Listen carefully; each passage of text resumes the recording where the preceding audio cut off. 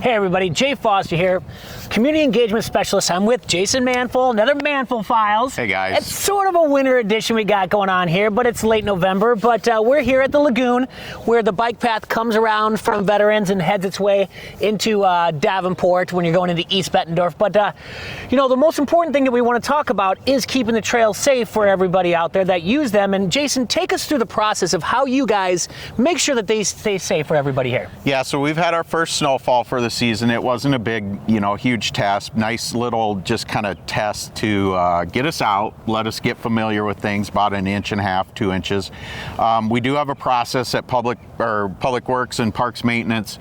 We start with our facilities, our fire, police, so the first responders can get out. We make sure that those things are cleared. We'll start working on a few parking lots and facilities, community center, learning campus, city hall obviously is a huge priority for us.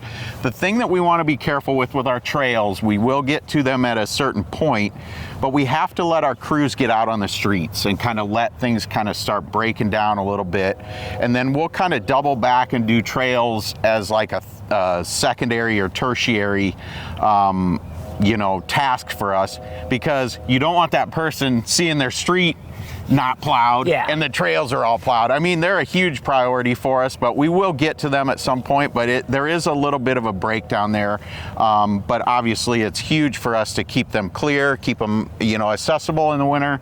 People can still get out, bike, walk, do everything, get their little furry animals and critters out here and get them a walk too. So huge priority for us, but there is kind of a trickle down effect. Well, if you can't get here, if the roads aren't clear, then, there's no way to be able to use the trails. So Exactly. That makes sense. So as the snow is melting in right now, we're in our 40s, and tomorrow's going to be another 40s. Might be a little bit nicer, maybe a little bit windier, but that's neither here nor there. Right. But as the snow starts to melt and a little bit kind of gets onto the trails, do you guys come back out and check out areas that are maybe a little bit icy? Yeah, so typically during the winter, we're out doing tree trimming and things like that, and the stress level is a little bit decreased, but we still have these tasks that we check every day. Trails are one of them. If we do have a refreeze or an area that collects some water, a drainage area, we'll go out and treat that, or if we need to plow it over. There's a couple of down by the river, a couple of really low-lying areas that we have to kind of troubleshoot every so often or during the day. We don't like to put a ton of ice melt out or salt on our trails because of the little critters, and we don't go to excess, but we will treat them if we need to.